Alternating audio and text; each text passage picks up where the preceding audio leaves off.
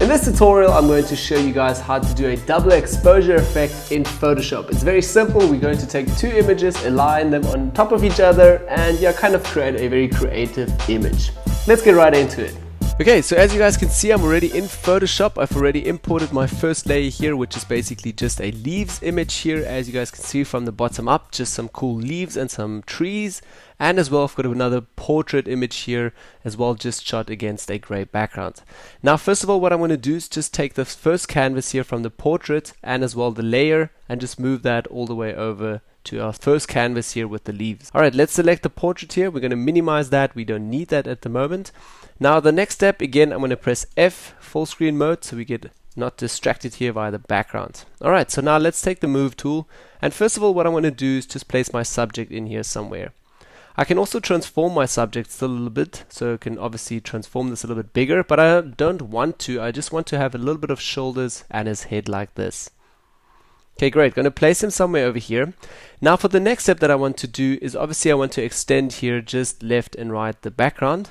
So again, I'm going to take the marking tool as well here, right click, just say rectangular marking tool, and I'm just going to make a rough selection here. Command Z and Command V, so duplicate paste that. As well, if I say Command, all you Windows users please use Control. Alright, I'm going to press Command T again for getting into the transform mode. Now as well, what I'm going to do is just take this anchor point and just drag this out a little bit. So extend that, accept it from the top, and do the same step again on the right hand side. So again, the portrait here, layer, then again marking tool, literally just going to make a rough selection here, not adding the shoulder. Okay, Command Z and Command V and Command T again, so transform mode, dragging this out. Okay, accept that. Next step, we're going to just merge everything. So select Shift here, select all the layers, right click, and we're merging all that together. Again, now I can just rename that to portrait. Okay. Great, so now I've already got my background, everything set, I've got my subject here, everything looks nice. If I want to, I can also still retouch on that before I go into it, but obviously it's a little bit of arty-farty stuff, so I'm not going to retouch too much on his skin. So let's also start now right away with just adding a bit of texture to the person. Okay, so what I'm going to do is first of all go over here to the quick selection tool. And please also don't use the magic wand, maybe just quick selection. It's easier to work with that and as well quicker. Don't press Q on the keyboard because otherwise you get into the quick selection mode as well. So I'm literally just going to go over him and just make a quick selection around him. Also, I've created a tutorial, another free tutorial where I'm actually showing you guys how to do this advanced masking here. I showed it last week in another tutorial. Alright, so I've created here a selection around him. Next step that I want to do is literally just go to the mask icon down here, select the mask, and we already created a cool mask around him. Now what I want to do is just refine the mask quickly, also just pressing right click here on the mask. So right click and go to refine mask. Okay, you're getting into the refine mask options here. I'm not playing with that too much today. It's also a lot of a creative approach, so I can just be a little bit rougher with this. I'm just going to make my brush a little bit bigger. And literally just go around the sides here so we get all the hair and everything in there. Yeah, just getting a better selection, better mask actually out of this subject. Okay, on this side as well. And that's also what I showed more into depth last week. Okay, great. So we've made another quick selection out of this. I'm going to hit OK over here. That will render for us. And now we literally start with adding all the extra things in and getting everything ready for the leaves on top. So for the first step that I want to do now is literally just take this mask over here and drop that right onto our leaves. So again, I'm going to hold Alt, select the mask here and drag that all the way down. As you guys can see, it will clip directly to our leaves layer. Now I can go back to the portrait, press right click and say delete mask over here. So we don't have that anymore. Okay, next step that I'm going to do is go back to my blending options here and switch this layer from portrait all the way to vivid light. And directly you guys can see how that really jumps into our selection here just from the leaves and that mask. Obviously I can still go in here into the leaves, which we're going to do in a moment, and we're just going to refine this mask a little bit, just with some brushing, black and white foreground colors again. But before I do that, I actually want to take just the layer over here from the leaves, not the mask, and invert that. First of all, also to get like a totally different color correction here. So Command I, so completely invert that. And yeah, it looks very funky and very weird as well. Next step that I'm going to do is just unlink this. Okay, like so, just press between the two layers here, the layer and mask, unlink that. Then as well the move tool, and I'm now able to move around this layer a little bit, as you guys can see. Because we still have a mask here, it will directly still stick with our subject. Okay, so that's why I didn't start out right away now with the mask. I first wanted to, let's zoom out a little bit. I first want to place this layer a little bit better. So I'm going to press Command T in order to just rotate this a little bit and kind of have a look where it looks a little bit better with the whole subject here. Maybe also I'm going to make it a little bit bigger, so we have a little bit more, the leaves more prominent and a little bit bigger. So again, I'm going to hold Shift so it's equally expanding. Just take an anchor point on any side, and I'm going to drag this out all the way, so making it super big. Okay, like so, somewhere over here. Yeah, maybe let's rotate that a little bit more. Okay, maybe let's put it down here. I'm going to rotate that a little bit more. Okay, and let's have a look if we put that like so. I'm going to make it a little bit bigger. Whoops. First of all, I'm going to accept that quickly. Just go down a little bit. Okay, now I can still with Move tool move my layers around. Okay, let's place it somewhere over here so we can maybe still see his eyes. So there's a little bit of detail there. Okay, and that's pretty good so far. Next step that I'm going to do, because we have a little bit of gap here and up there, I'm just going to go on the layer again, hold S for clone stamp tool, so S again, hold Alt, and I'm literally just going to sample an area over here and sample again a little bit of those leaves back in there. Okay, as well the same for the top here, just a little bit. Okay, and that's all. Okay, so for the next step that I want to do is also go back to the mask over here. We can also select the link again so it's not moving around, and the mask, and I'm literally just going to zoom a little bit. And I'm going to press B for the brush and literally just going to brush out the edges here a little bit. So I'm working with the Vacuum Continuous 5 Pro tablet, and via the tablet I have a little wheel. I can change my brush really quickly over here. If you guys don't have that, please go up here to the top and just change it here at the top. Also, you guys can press Ctrl Alt together, move your mouse left and right, and that will also change your diameter of the brush, or up and down to change your featherness. So I'm basically going to change the hardness maybe to just 50%. Again, switch my foreground colors because we're painting on some masks now, and just with black I'm hiding a little bit of this extra spill here. Okay, a little bit more, and my brush is super feathered so I can do this a little bit quicker. So again, I'm also doing this really quickly. You guys can take a bit more time when you do this. Okay, like so, and I'm just roughly going over the sides here as well. Okay, a little bit more.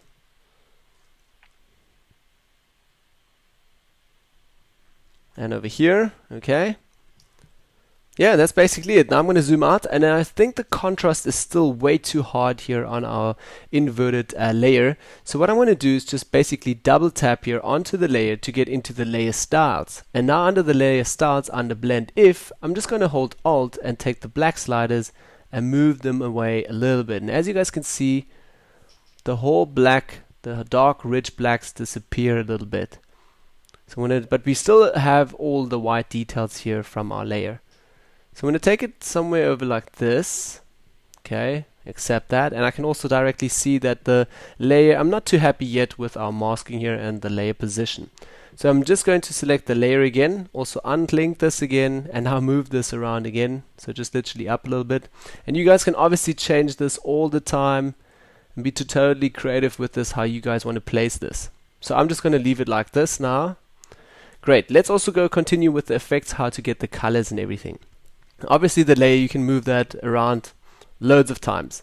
I'm going to put the link in again, go back to portrait, and now first of all I'm going to create a hue and saturation adjustment layer. So back to adjustments here at the top, going to select the hue and saturation, and now for the first step I'm just going to say colorize over here. So directly we're getting a cool new neutral effect, and it's all blended together a little bit better now and looks kind of better. But now I'm not too happy with this color yet, so I'm just going to go to hue over here and literally turn this a little bit more up to somewhere 200, a little bit more bluer.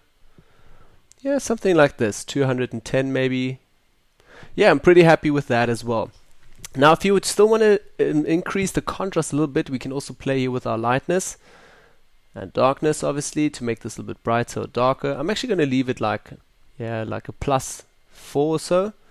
Okay, to flatten it a little bit, to give it that flat look as well. Now, if you want to, you can also create another adjustment layer here just with hue and saturations, and also give that a bit of contrast again, just with a curve here, take that up again, giving that a little bit of contrast here, or you can do it directly via the lightness slider over here, but that will also obviously overall give it more contrast.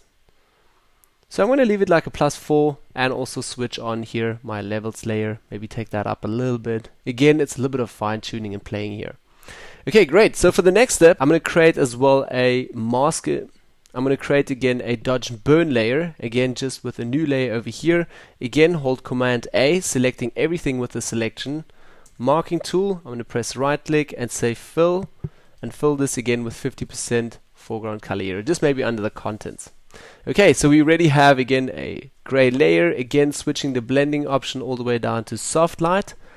B for the brush, I'm going to press 0 here on the keyboard actually, because I want to set this just to a 7% opacity. So you can also press 0.7 or just 0.7, that will switch it to 7% opacity.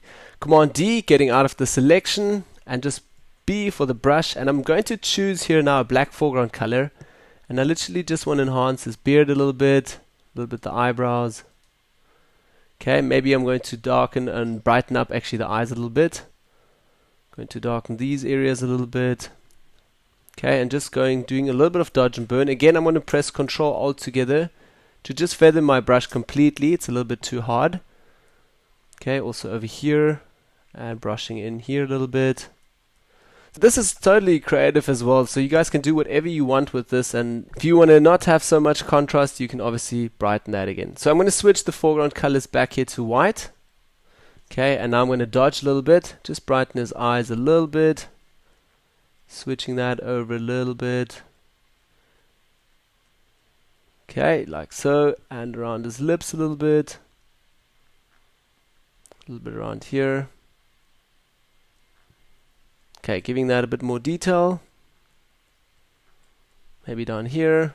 And yeah, I can also switch that quickly to normal, so you guys can actually see where I painted now with the whole dodge and burn process, so you guys can see around the eyes a little bit, and as well here the eyebrows, a little bit the beard. Okay, I'm going to switch that back to soft light again, so we're going to keep that at soft light. Now for the next step that I still want to do is also add like a gradient map on top of everything. So I'm going to go down here and just select a gradient map. Whoop, there we go, and directly you guys can also see we're getting another cool effect here. So under the gradient map again, you can also play with a variety of different gradients over here, which will give you pretty cool effects. I also think this looks pretty cool. Yeah, and you guys can play around with that as well. So what I'm going to do is basically choose this gradient over here, and then as well I'm going to just take the opacity down a bit.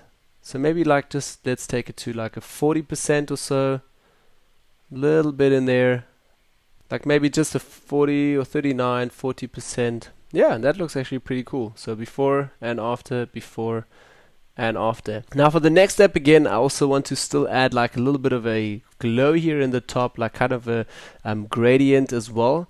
So I'm going to go back to the gradient tool over here, select just normal gradient adjustment layer now.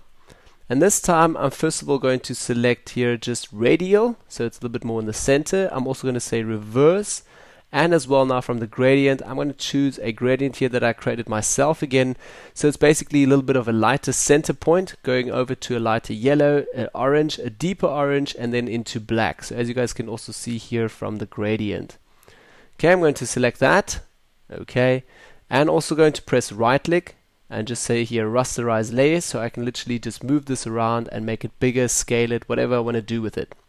But now it's obviously still black. So I'm just going to switch it here to screen, and directly I'm getting like a really cool flare or like an orange ball in the center here. But now I'm going to zoom out a little bit, press Command T, take an anchor point again, hold Shift, so it's equally expanding, and just make this super, super big. Okay, and I'm literally just going to move it over somewhere over here, maybe make it even bigger. Okay, like so. Yeah, so I'm kind of getting like a really cool gradient over there. Again, I'm going to accept that, move it a little bit over, and now I can still move this layer around, dim it down a little bit, yeah, and place it wherever I want it to be. I think over the side here. That's pretty cool. Maybe like so. And now for the next step, I still want to like just saturate these colors a little bit. So I'm going to go back to adjustment and back to hue and saturation. Also, first of all, before I play with the colors, I'm just going to hold Alt between the layers and clip that hue and saturation to this gradient. Let's zoom in a little bit. Okay, and first of all, now going back to the hue and saturation adjustment layer, I'm just going to take the saturation up a little bit. So it's giving that a little bit of a more boost. You can actually do it a little bit more, like a 40%. Okay, and if I want to, I can still also change the hue a little bit to give that a deeper, rich orange red color. Yeah, something like that. Okay, and if it's all a little bit too much, you can obviously take the opacity down just a little bit. Okay, great. Let's make this a little bit bigger. That's basically all that you need to do in order to create this. But now if you still want to play a little bit with your whole texture here on your subject, you can basically just go all the way down again to the layer with the leaves, press the move tool again, and you can still rotate all of that. But obviously what happened now is still the link is still connected. So again, Command Z, just go step back, just unlink the link over here. Now you guys can move it around, you can double that, you can add more, you can clone in, whatever you guys want to do. I'm going to rotate this a little bit. Let me just zoom out a little bit with Z. Press Command T, and I'm just going to rotate this a little bit just to show you guys how many different styles you guys can create. Okay, like so, maybe even more. Okay, like this maybe. And you can still move it around.